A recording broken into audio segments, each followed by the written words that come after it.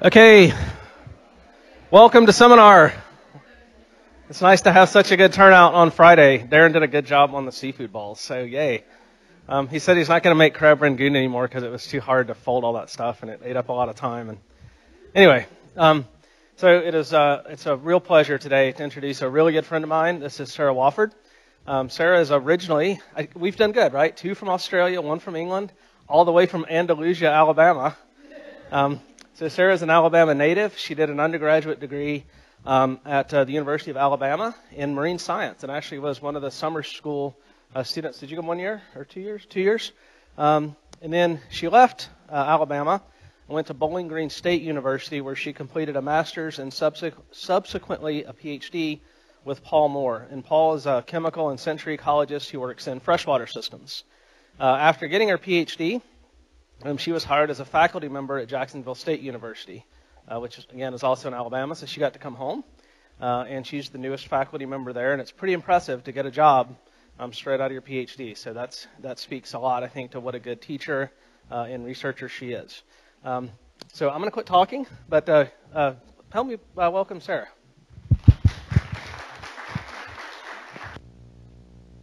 Me? Am I on? There we go. Okay. I tend to get really loud because I'm used to having to project into a classroom of 60 people. So just make a face if it's too much with the mic on. Okay. So like Lee said, I'm from Jacksonville State University. Does anybody know where that is? Yeah, most people don't. A few people. We got a few. So it's a small university, mostly undergraduate based. We do have some master's programs. It's up in the northeastern part of the state. It's about a 6-hour drive from here, so it's very scenic. So I've broken my talk up into 3 basic parts. The first one, I'm going to rehash a little bit about what Lee said, so just some of my personal and educational background. Then I'm going to talk about my research background and talk a little bit about the laboratory I'm working to establish at Jacksonville State. So like he said, I am a new hire. I've just started my 2nd year, so I started in January of 2018.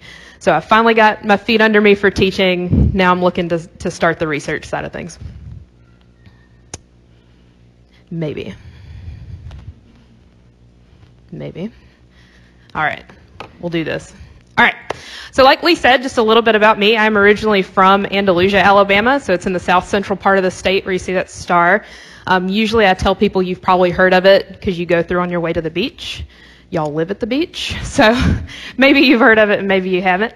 After high school, I went a little bit north, went to the University of Alabama, Roll Tide, where I was a marine science and biology student. So I did spend a couple of summers down here at Dauphin Island as a student. My 2nd summer was actually just after the oil spill. So while that was a pretty horrific experience for everyone, right, I really appreciated the educational opportunities I got from the Sea Lab, because the teachers really took it upon themselves to make that part of our inquiry-based curriculum. So the oceanography class that I took for the summer, we actually put out drifters for the NOAA program to try and track where the oil was going to go. So while it was a terrible situation, it was also a very unique learning experience that shaped a lot of what I've done so far. After undergraduate, I moved a little bit farther north to the northwestern corner of Ohio to Bowling Green State University. And just like Lee said, I studied with Paul Moore in the Laboratory for Sensory Ecology, where we study mostly crayfish. I focused on behavior, and that's mostly what I'm going to tell you about today is my behavioral work with crayfish. So currently, I am establishing the Behavioral and Sensory Ecology Laboratory at Jacksonville State University. We're also going to work with crayfish, at least for now. They're very cheap and easy to get. And then I don't know if you know this, but Alabama is the mecca of crayfish diversity. We're well known across North America for our diversity of crayfish species. So it seems like a good thing to stick with for now. Okay. So, like I said, I study the sensory aspect of these behaviors. So any focal organism that you're studying in an environment has a suite of different behaviors that are directly tied to fitness, and they also get information as they're moving through that environment and interacting with its components, right? So as an organism, you need to find food, figure out if this is good food, right? Find potential mates or competitors, and then also avoid predation. So for any one of these things that are in your environment, you get a suite of sensory information, right? So you can get visual cues, mechanical cues, chemosensory cues, among many others, right? But as anybody who's ever been to a music festival knows, you don't get just one of those at a time, right? It's kind of sensory overload. You're dealing with a lot of different information from your environment and from your social environment, and that's going to dictate the decisions for some of those behavioral repertoires, right? So just a few behaviors that, again, are tied directly to your survivorship and then your reproduction that are heavily influenced by this environmental information, right? Homing or navigational cues. There's some really cool work in Oregon State right now that's investigating how chemical cues from a natal stream influences homing back for reproduction, both in hatchery salmon and wild-caught salmon. It's pretty cool stuff. Just check it out. Dr. Smee has studied extensively in his lab how cues, especially non-consumptive effects from a predator, can influence things like morphology and behavior of a potential prey organism, right? And then also mate finding behavior and mate selection is heavily driven by some of that information put off by a potential mate. Specifically, I'm interested in aggressive behaviors and competition. So what kinds of information drive those contest behaviors, and specifically what kinds of information dictate the persistence or the retreat from those contest behaviors, right? Because while fighting can be beneficial for gaining resources, right? You can get direct access to a resource, or you can establish a territory or establish a hierarchy so that you can get access to resources later. It's also very expensive, right? So you could sustain injuries during that fight. Any time spent fighting is time that you're not eating or mating or avoiding predators. So it would be more beneficial to have some kind of strategy in place that would show you when those costs have outweighed those benefits, and therefore when it's time to leave that contest. So in studying those types of strategies, we've come up with these different assessment mechanisms that we classify those strategies underneath, right? So on one side of the spectrum, we have something called self-assessment.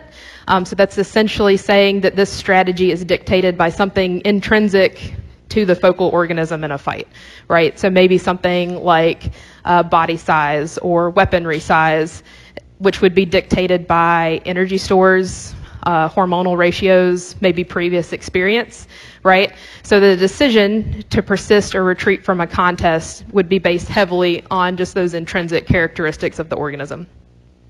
On the other side of this spectrum, we have something termed mutual assessment.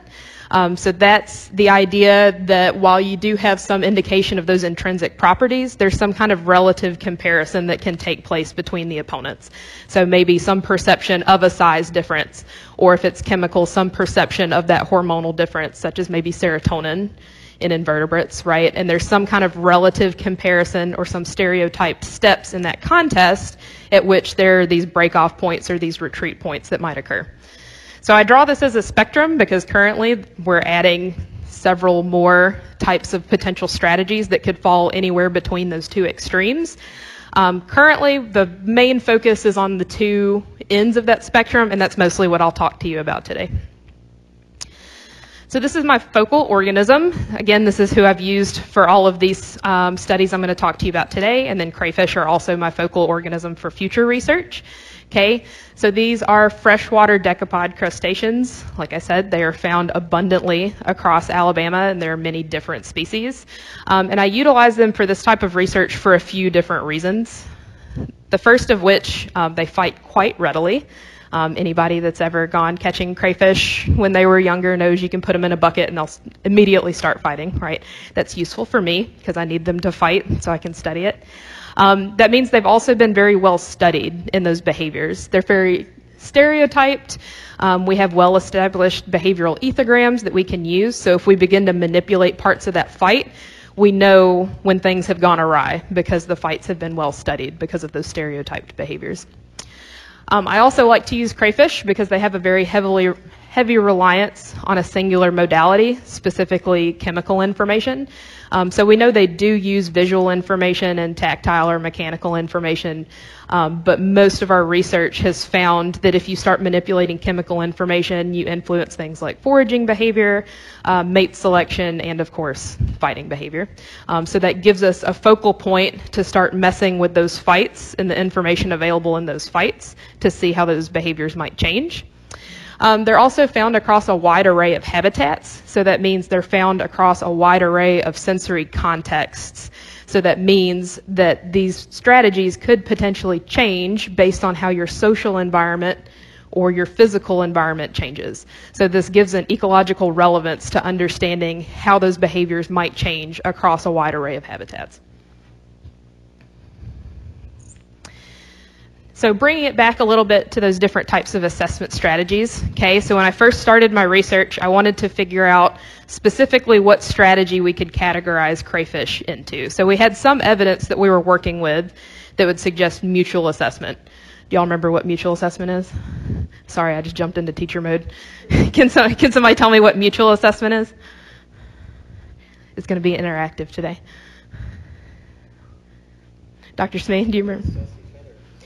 Yeah, some kind of relative comparison between the two opponents, right? So the research that we have currently suggests that crayfish would be using some form of mutual assessment, right? We have demonstrated winner and loser effects. So winners tend to keep winning in subsequent contests, even against new individuals, right? Losers tend to keep losing. We also know that removal of that chemical information can alter those competitions, right? So it can alter the outcome of that contest. It also alters the duration and the intensity of those contests. That signal, that chemical signal that I'm going to tell you a little bit more about later, is used in intersexual contests, and that's both in a non-copulatory context as well as pre-copulatory contests. Again, if we take that chemical information out, a lot of those behaviors tend to break down and not look very similar. And then we also have the stereotype signal used during contests. So again, this chemical signal I'm going to talk about a little more later is released at very strategic times during these contests. So all of this led us to believe we're going to see a mutual assessment type strategy in crayfish, and that it's likely driven by this chemical information. Okay? So specifically for my research, I wanted to see if we could also find sex-based differences in that assessment strategy. So if we do see mutual assessment for crayfish as a whole, do we see some variation in that strategy for males compared to females? Okay. Based on any of those potential differences, do we see a difference in the use of that chemical information or that signal, again, for males and females? And then a third big project that I'm not really going to touch on today, but I'm happy to talk to anybody about if you're interested, was again looking at male versus female assessment strategy if we begin to shift those environmental and social conditions on a larger scale, so just beyond a one-on-one fight. Okay? All right. So my first project focused on male versus female assessment strategies. Okay? So the thought is that because males and females have very different fitness cost in terms of reproduction, right, then those fighting behaviors are probably going to look a little different because that retreat level, because the cost incurred, are going to be different for males and females. Okay? So in the last few years, we've seen a huge push for a better understanding of female contests. Turns out they're much more ubiquitous than we thought in the past. And they also play a much larger role in structuring some of these populations than we realized in the past, right? Specifically, I was telling somebody earlier today about birdsong. We thought that was just kind of an anomaly, but that's actually a fairly ancestral trait. In most passerine bird species, the females do sing. In the case of cardinals, which are really cool, the females also help defend territories for seasonal breeding grounds. So check out cardinal fighting if you're interested in that kind of thing. Okay, so to test these potential assessment differences, I staged one-on-one contests or dyadic contests in these specialized fight arenas. Okay, so individuals were in these quadrants where they were physically, mechanically, chemically isolated from an opponent just for an acclimation period. Okay, then we can remove those walls and allow for 2 interactions between individuals for about a 15-minute period. We log winner and loser. total duration of that contest, and then also the dynamics, so specifically how different intensity levels change over time. Okay, so to get at my question of male and female differences, I staged contests where both contestants were male, so my male-only treatments, a treatment in which we only had females, and then a treatment in which males and females fought each other, or we had mixed-sex competitions. So that's usually how I'll refer to them from here on out, is mixed-sex. Okay, and it should be noted that all of these were run on non-reproductive organisms, because we weren't really interested in the pre-copulatory fighting at this stage. I was more interested in non-reproductive resource competition and how that might look different for males and females. Okay, so how do we actually figure out what assessment strategy we're looking at? Okay, we usually look at a correlation between some aspect of the contestants, okay, usually affiliated with size. So across all of our contests that we run for a treatment, we get some aspect of winner size, loser size, or a size difference between the two. You can also do that for things like weaponry, or even if you did want to take hormonal measurements, you could do that. For us, we were focused mostly on a size aspect to see if that would dictate the duration of those contests. So you compare some aspect of the contestant size back to duration, right? So you could do total duration or something that we call phase duration. So we can chunk those up into escalated or non-escalated phases of a contest, just how intense they are based on that ethogram, okay? And then based on the correlations that you get, it can give you an indicator about what information is most likely being used. So let's say in this example up here, we're looking at the size of our losers across all the contests that we ran. And as loser size increases, we see a decrease in the duration of those contests. Okay, that can give us some kind of indicator or evidence for what might be driving the persistence in those contests. So we would run this for loser size, winner size, and the size difference across all of our contests and see how duration changes as a function of those units. Okay. So we have plenty of pre-established papers that have used these methods, and so there's kind of a set look to the graphs that you're expecting for self-assessment versus mutual assessment, okay?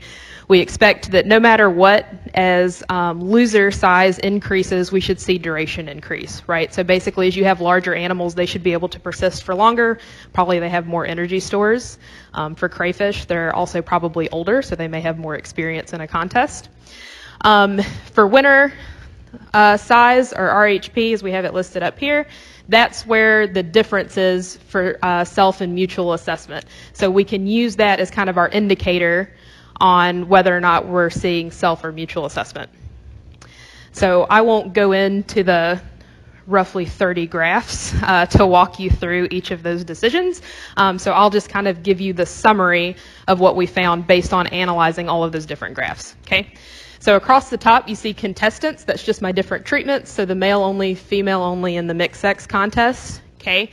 Here on the side, you see an indicator for which strategy we think is best represented based on those graphs that I was telling you about. Okay. So for both the male only and the female only contest, we saw strong evidence for self-assessment. Okay. This is kind of weird for me. Do y'all remember what I said I expected to have for crayfish? Mutual assessment, right? So this is weird. So we didn't find any kind of evidence that indicated mutual assessment. Our graphs told us that we're most likely looking at self-assessment for the male only and the female only contest. So it's driven by some kind of intrinsic value, maybe energy stores, maybe some kind of hormonal difference, right? Okay, are you ready for the weirder part? There were no significant relationships for any of those graphs when we looked at mixed sex contests, which is weird, right? So if you have males versus males and females versus females, you have a pretty strong indicator that it's self-assessment, okay? If you put males and females together, all of those relationships completely break down, okay? There's no indicator for any type of assessment strategy, right? Which doesn't necessarily mean that there isn't a strategy, but we can't detect it just based on size. Okay. All right. So for my first question, I was curious, do males and females use different strategies? Technically, no. Our evidence indicates they're both using self-assessment, but something's weird is happening when we put them together. So I wanted to explore what role chemical information might be playing and if that might differ for the males and the females, and that could explain why we see this breakdown in assessment strategy expectations. Okay? So specifically, we decided to look at urine release. So that's that chemical signal that I told you about that is stereotypically released during these contests. Okay, so these circles right here are around the nephropores. Okay, that is the site of urine release. So we know during contest, they release that urine at certain times. They generate currents with this fan organ as well as the swimmerets on their abdomen, so they can project that forward into their opponent's face. Okay. Am I still on? Yeah.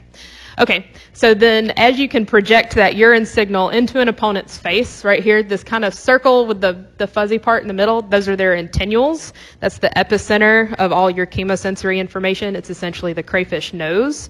Okay, so you can sense urine that's also being projected into your face, right? And your opponent can sense what you're sending. So we can inject crayfish with fluorescent dyes and fight them under black lights. And we can actually visualize that urine release so that we can see if behavior is actively changing around that urine release event, right? And what everybody's wondering, yes, I have a video of it. We'll see if you can see it well enough. Okay, so as you're looking at them, the one that's on the left, you can already see just a little cloud of green from a leftover release event. Watch very closely up near the top of his face, and you'll see just a little puff. Boom, you see that? That little cloud? Okay, it'll play through one more time in slow-mo, so maybe you can see it. So that little puff of green right there, that's what I was looking for hours on end, sitting in a dark room, okay? So specifically, I used this expanded ethogram, right? So a normal crayfish ethogram has, it's about 7 behaviors on it, right? But after watching hundreds of hours of videos, I was convinced we actually have a few more nuanced behaviors hidden within those. So I expanded this ethogram, and then I looked for those release events across these different contest types and wanted to analyze if those behaviors that happened right before that release event were different than the behaviors that happened right after that release event, thus indicating that that signal's playing some kind of role in that behavioral change, okay? So I ran the same type of contest that I did earlier. I had male only, female only, and then mixed sex contests to, again, see if that release looked different across those different contest types, okay? So for each release event, okay, I looked at the behavioral change 10 seconds prior and the behaviors 10 seconds after, okay? Averaged that across all contest types, and then ultimately broke that off into those different treatment groups to see if those different treatments had a different peak going towards that release and then following it, okay? So for male-only and female-only contests, we see this kind of interesting separation in intensity, which makes sense. Male fights tend to be longer and tend to be more intense than female fights. That's something that we knew already, okay? Also, we tend to see for both of these contests a significant increase in intensity before a release and a significant decrease after. So right here, you're just seeing our representation of the time points, and again, those are averaged, but we did run linear mixed models to back this up. Okay, so specifically, one of the variables was the overall change in intensity from that -10 time point to the 0, and the overall intensity change from 0 to +10, and there were significant differences pre and post.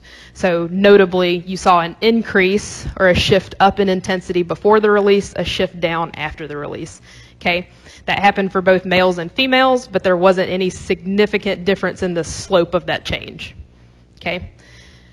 When we look at the mixed sex contest, interestingly, that intensity falls right in between those, and we actually saw that there wasn't a significant change in intensity for those. So again, giant question marks. Okay. So do males and females use different fight strategies? Again, no, because we see in the same sex contest, it's both self-assessment, right? But there's something that's driving, some information that's driving that strategy in a different way. Okay, so perhaps there are different sources of information, okay? So what happens if we actually remove the chemical information? So it looks like it drives both of those contests in the sense that you see an increase before release. That release is some kind of signal, either back off or I'm done fighting, right? But we don't see any indication that, again, it would function differently for males and females. So maybe if we can take that information away systematically, we could see a change in those contest behaviors, okay? So in order to get rid of that chemical information, we decided that rather than blocking the nephropores, we just wanted to remove all chances of obtaining chemical information. So we lesioned the antennules, which again is the crayfish nose. Okay, so you see that highlighted in red right here. Those 4 little structures, those are the antennules that they flick. If you watch them long enough, it's pretty fun to watch them just flick if you introduce food to a habitat. So we soaked those antennules in 50 parts per thousand salt water for 2 hours. And then, yeah, I know, we kept them moist the whole time so they wouldn't dry out. But soaked them in 50 parts per thousand salt water for 2 hours and then immediately moved them over with the antennules into deionized water for 10 minutes. So effectively that just changed the osmotic pressure very rapidly and lysed those cells. Okay, so previous studies with both spiny lobsters and crayfish have shown that they are significantly less able to find food or forage correctly after those types of procedures. And it takes up to around 40-ish days for them to regenerate those cells. So they do come back, but it takes a little while. So we performed the lesioning techniques 24 to 48 hours before we were going to use them in a trial because that seems like a pretty stressful situation. Okay. And then about an hour before the trial, we also sent them through the fluorescein injection protocol because we wanted to track urine release as a function of losing that chemosensory ability. In this case, we just focused on mixed-sex contests because, again, that's where we see all of these weird things happening.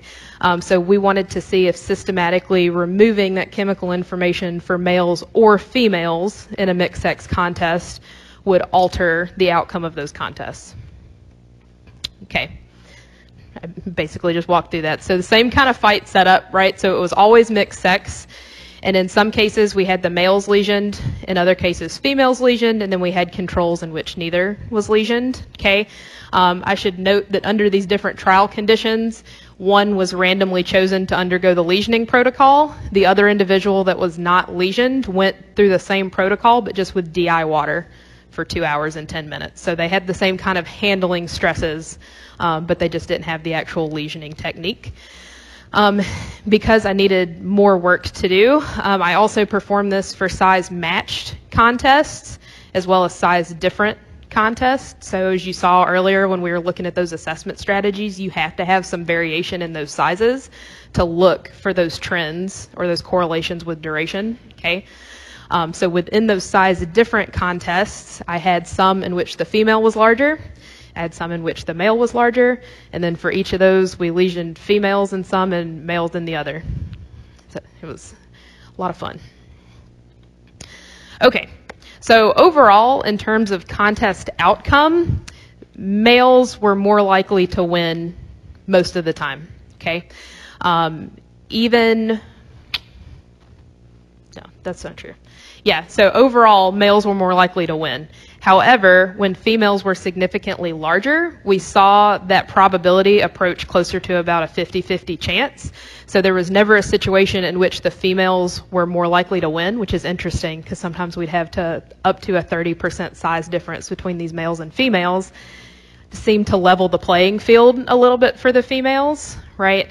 But as we can see, it came at a cost. Okay, so what we're looking at for these graphs are something called average bout duration. Okay, this is essentially our total contest duration.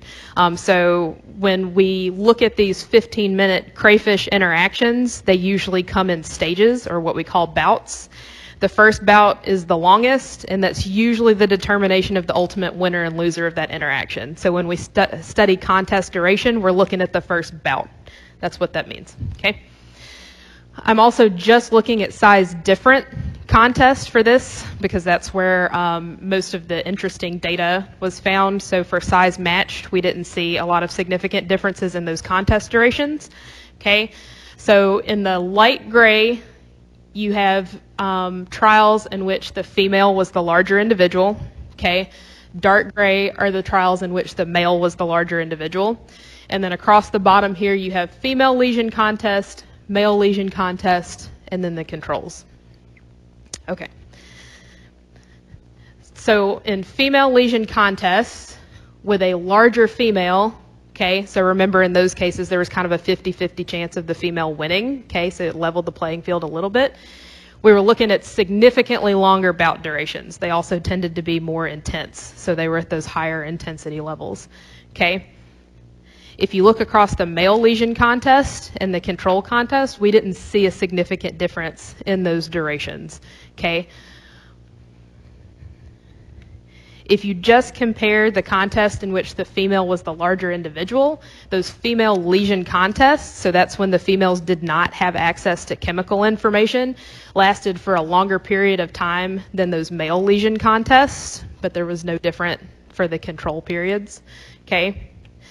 And for situations in which there was a larger male, there was no difference for those contest durations across different treatments. So it was really interesting because based on both our contest outcome and then some of these differences with duration, it seems like males are largely unimpacted by that access to chemical information, at least in these intersexual contests, right? However, larger females have a slightly better chance at winning against those smaller males, but again, it comes at a cost, especially when females don't have access to that chemical information. They're fighting for much longer periods of time. What became really interesting was when we hashed out those assessment strategies. So again, we went back in and compared some aspect of size across those contests, so something like winner or loser size, and compared it to duration, okay?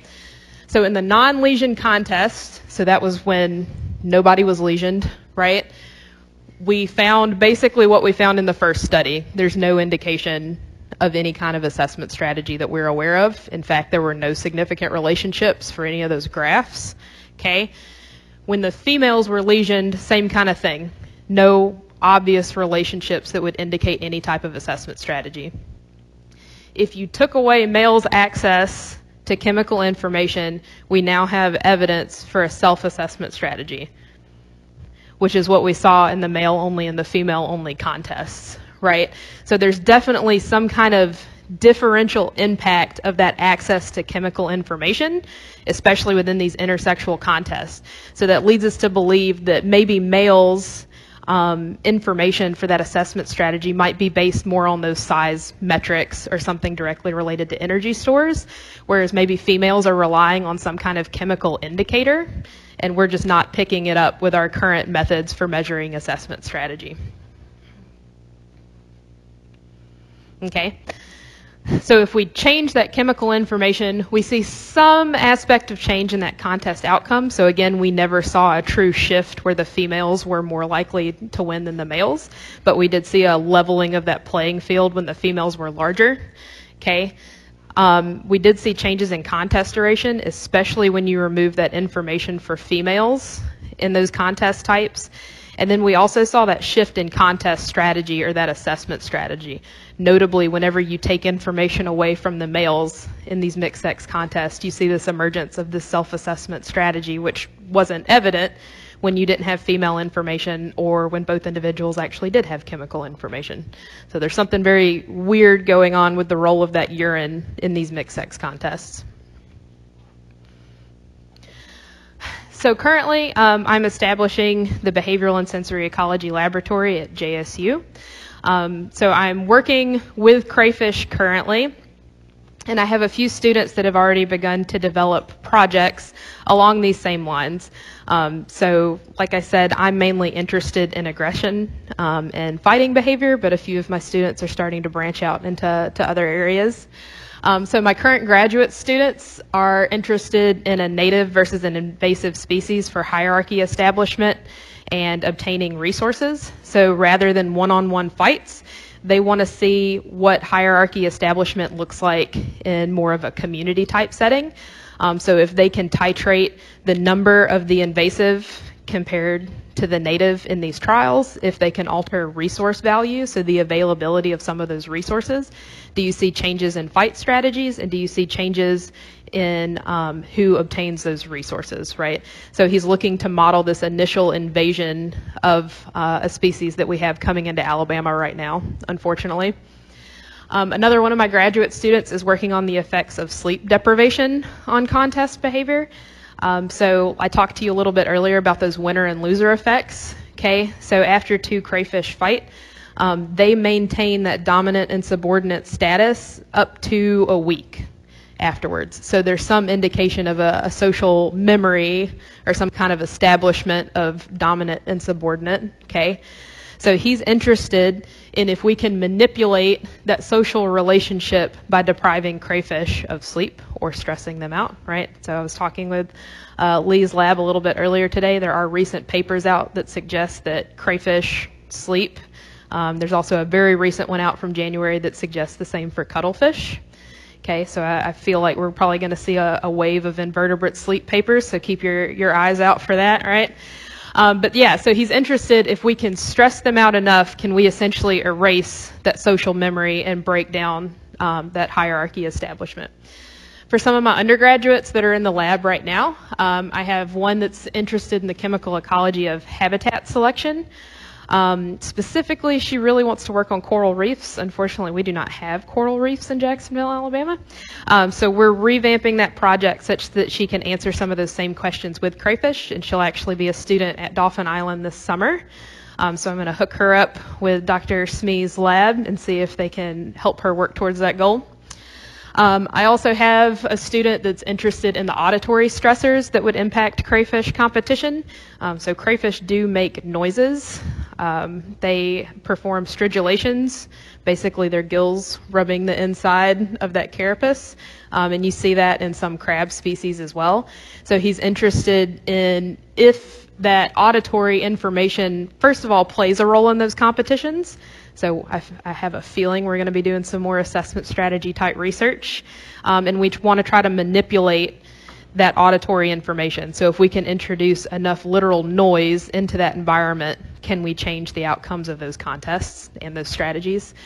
And then finally, I have a freshman that's interested in the chemical stimuli that influence mate choice. Okay, so by manipulating things like diet or even parasite loading, just using smell alone, is there some kind of indicator for some of those physical qualities that male crayfish can use to seek out and select certain female crayfish?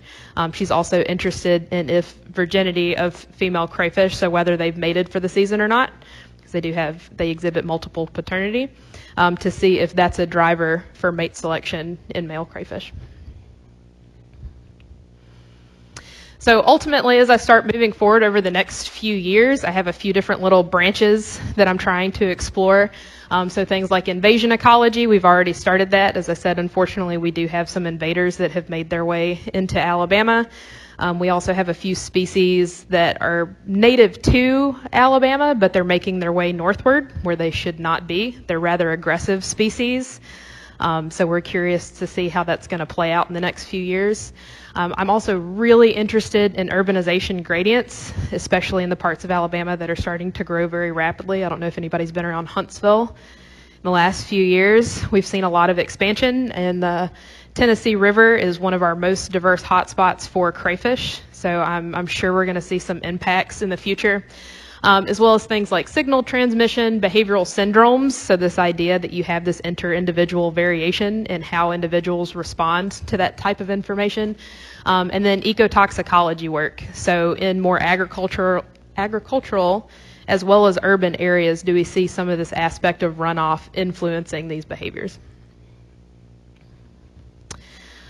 So with that, I'd like to just take a moment to thank my graduate institution, Bowling Green, as well as my current institution, Jacksonville State University, and the University of Michigan for all their infrastructural support, for all that research that I just presented to you. None of that would have been possible without the University of Michigan and BGSU.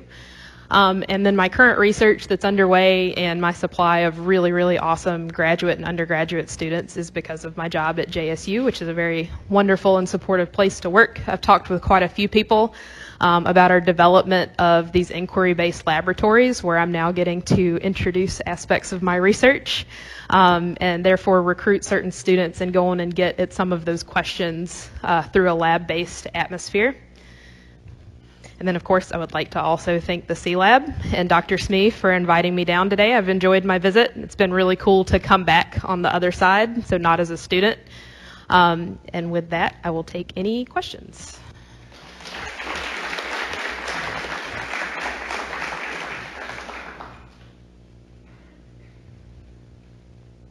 Yeah.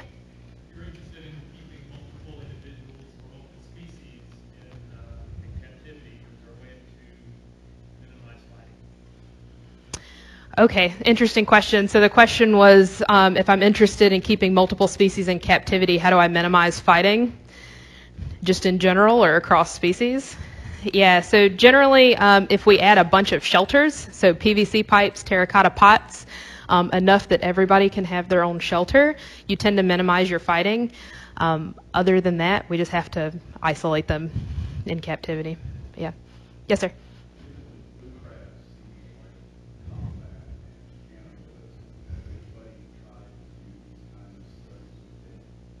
With blue crabs specifically? Yeah, so the question was, has any of this research been done with the blue crabs? I'm not quite sure about assessment work, but I know there's at least a couple of fighting studies out there on blue crabs, but I'm not quite sure about assessment specifically. With the male-female treatment, were there any times where they just didn't fight and tried to mate with each other? Yeah, so the question was, in these male-female fights, were there ever times where there wasn't fighting and or they tried to copulate? Unfortunately, with running most trials, you're going to have some where they just don't interact with each other, but that wasn't significantly different across mixed sex versus other trials. We didn't have any instances of copulation, so for all of these trials, individuals were in non-reproductive mode, so crayfish molt at least twice a year and cycle in and out of reproductive and non-reproductive, and so we didn't have any instances of mating occurrence. Yeah. In the beginning of your talk, you mentioned how when you were setting the arena, you gave them a couple hours to isolate them from sensory cues. 15 minutes. Oh, okay. How do you go about isolating them? Like, what did you do? Okay, yeah, so that's a great question. So the question was about how we isolate them before and during that acclimation stage. So like I mentioned with one of these last studies, they have a social memory of about a week, right? That presents an issue for us for studying fighting behavior because we don't know exactly what's playing a role in the outcome of that contest. We might have somebody that's been kicking everybody's butt, and so he was going to win anyway, right? So we do have to socially isolate them for at least a week beforehand. The lab that I came from, my advisor converted an old rat rack. He plumbed it so it would hold water, and it was a giant flow-through system. Mine is currently much more low-tech than that. I have Tupperware from Sam's Club that we clean weekly, and then we just run aerators into it. But yeah, so you do have to isolate them at least a week beforehand. In the actual arena that I showed you, there are these walls that slide in that completely separates that water. So they are physically, visually, mechanically, chemically isolated for at least 15 minutes beforehand, before we fight them. Yeah, great question. You might have said something along with this, but did you guys look at maybe the intensity of kind of urine that was, kind of pushed out as a predictor because of some of the interactions? Because it looks like from the video you can look at the color or the intensity of the fluorescence. Yeah, that's a great question. So the question was if we had looked at the intensity of that release, so probably some idea of relative concentration of what's being released at any given time. We did not specifically because partially that wasn't quite what I was interested in, but also like you mentioned, potentially we could look at some kind of color differential, but otherwise I'm not quite sure how we would have measured that. Something that Dr. Smee and I both want to work on is collection of that urine.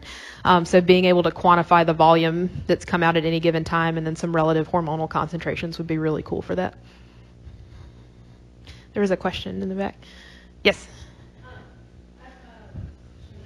So if you look at like adding structure or complexity or refuge space in these battles where they're in a tank and they're just staring at each other, so they're obviously going to interact, which is Mm-hmm. but have you looked at the influence of structure or refuges in that? Yeah, so the question was, have we had a situation where we've added some habitat complexity, such as structures, to those fights to see if it looks a little bit different? Yes. So let me navigate really quickly. Okay. So that last study that I was talking about, so this is the last stage of my dissertation research, was adding multiple individuals into that kind of community tank style fighting, and then titrating that resource value, so having either resource poor or resource rich areas, okay, to see how that would influence fighting behavior. So this is what a resource poor area would look like. You would have 5 individuals in here and only 1 shelter, and that little black dot is also a food unit, as I call it. We make fish gelatin, which smells just as great as it sounds. Or we have a resource-rich habitat where each individual potentially has a shelter and a food resource. And then we would titrate the size of the individuals in that contest. So either 4 large ones and 1 small one, or 4 small ones and 1 large one, okay? And more or less what we found, the number of resources doesn't seem to minimize the fighting behavior. And I think anecdotally part of the reason for that is the dominant individuals in that hierarchy, so that establishes within about 12 hours. They don't just go and hang out in their house. They go around and pull everybody out of their house just to show them who's boss. So just because you're dominant doesn't mean you're necessarily going to be found in resource areas. But yeah, no, that's a great question. Yeah. Did you ever lesion both of them and fight them against each other with neurochemical information? Simply ran out of animals. Yeah, so the tricky part about trying to perform that research, right, is that switching between reproductive and non-reproductive. And there are fundamentally different intensities that happen. There's also going to be different fight outcomes. So like you pointed out, if they're both reproductive, they are going to copulate with each other. So that adds an added level of complexity. So a few different situations, I was racing the clock because once one in the system molts, everybody's like, it's time to molt. And so then everybody goes into a different form. And that was unfortunately the situation I ran into. But yeah, if I had it to do again, I would also add a treatment where both individuals were lesioned in the contest.